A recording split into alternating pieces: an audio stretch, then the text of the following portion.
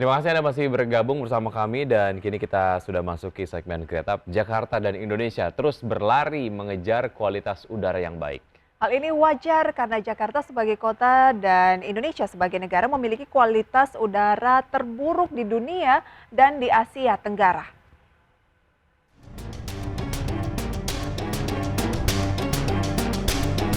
Pada bulan Juni 2022 lalu, DKI Jakarta dinobatkan sebagai daerah dengan kualitas udara terburuk pertama di dunia. Hasil tersebut dipublikasikan oleh situs IQR yang mengoperasikan informasi kualitas udara real-time secara gratis terbesar di dunia pada 15 Juni 2022 lalu. Saat itu, indeks kualitas udara di DKI Jakarta mencapai angka 185 EQE-US pada pukul 10 pagi waktu Indonesia bagian Barat. Data kualitas udara Jakarta pada saat dipublikasi mengenai kualitas udara Jakarta buruk, bahkan peringkat pertama sebagai daerah dengan kualitas udara terburuk di dunia.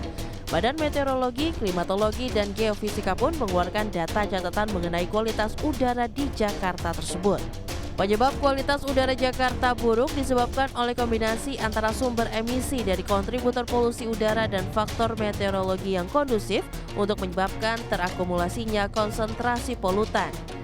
Jika bicara mengenai konteks Indonesia secara keseluruhan, tahun 2021 lalu Indonesia sendiri dilaporkan memiliki konsentrasi PM2,5 tertinggi yakni 34,3 mikrogram per meter kubik.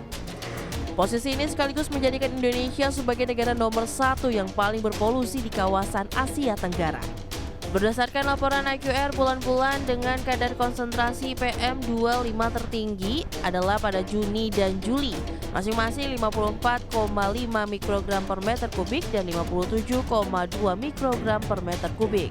Sedangkan bulan-bulan dengan kadar konsentrasi PM2,5 terendah ialah pada Februari dan November yakni masing-masing 24,3 mikrogram per meter kubik dan 23,8 mikrogram per meter kubik. Berbagai sumber, iDictional.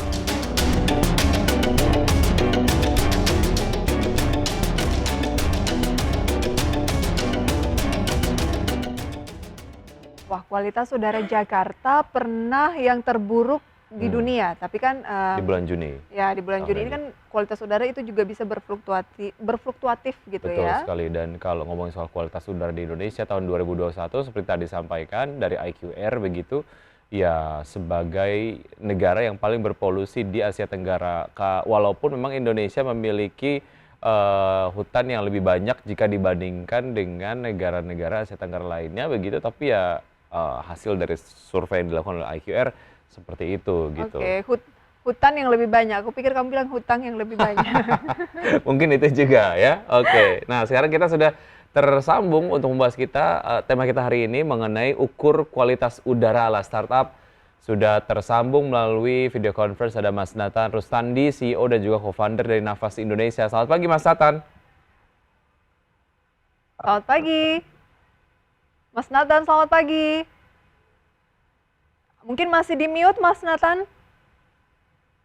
Wah iya, Oke. Mas Nathan ini adalah CEO dan co-founder dari Nafas Indonesia. Nafas Indonesia ini sebuah aplikasi Ya, untuk mengukur kualitas udara lah ya. Dan ini juga mungkin bisa jadi semacam pertimbangan untuk pemerintah dan juga lembaga begitu yang memang berkaitan ataupun memiliki kepentingan untuk menilai kualitas udara yang ada di Indonesia gitu. Jadi mungkin bisa tukeran data dan lain sebagainya lah. Kita sapa lagi ya.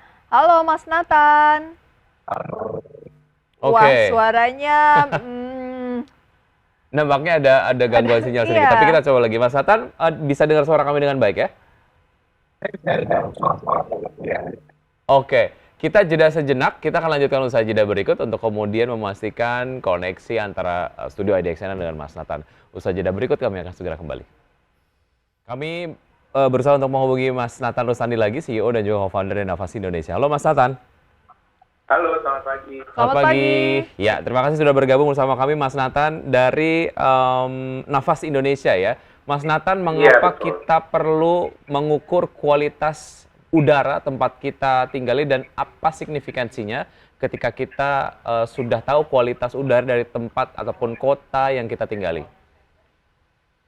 Mungkin pentingnya itu karena kita bernapas itu bisa 22.000 sampai 26.000 kali. Jadi bayangkan aja ini sesuatu yang kita lakukan 24 jam dari hari lahir sampai hari kita meninggal.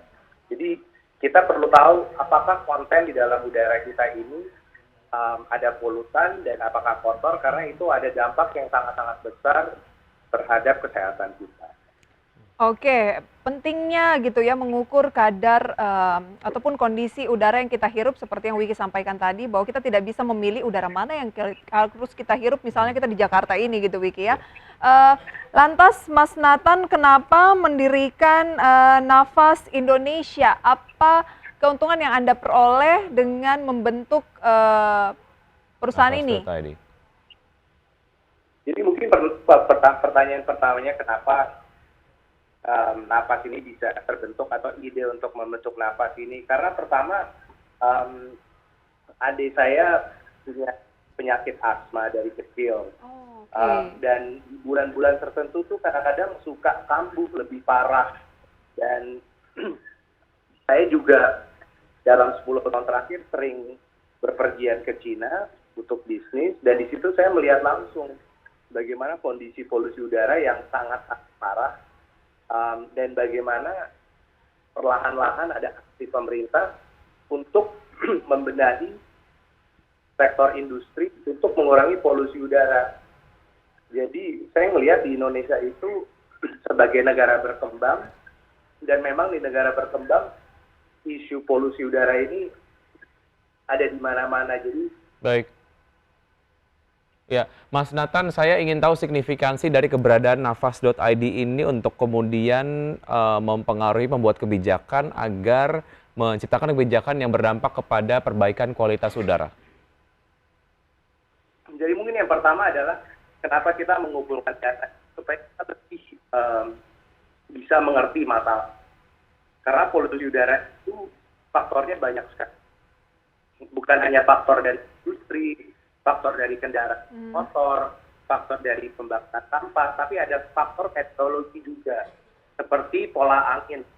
Karena seringkali itu polusi udara yang masuk ke ibu kota itu dikarenakan angin yang membawa polusi ini dari daerah-daerah sekitar. Kalau kita bisa memahami secara makro pergerakan polusi udara ini, kita bisa mendesain dengan baik penataan kota dan Oke. Lantas apa yang Nafas.id harapkan kepada pemerintah agar kualitas udara di Indonesia yang mungkin dalam kategori juga buruk gitu ya, beberapa kota-kota besar ini bisa membaik? Ya sebetulnya ini pertanyaan karena dari kita harus mengerti dari sisi pemerintah juga mereka pikirkan sebagai ekonomi berkembang kita butuh energi murah agar kita bisa berkembang. Jadi ini ada trade-off dengan sektor ekonomi yang tidak bisa dilupakan saja.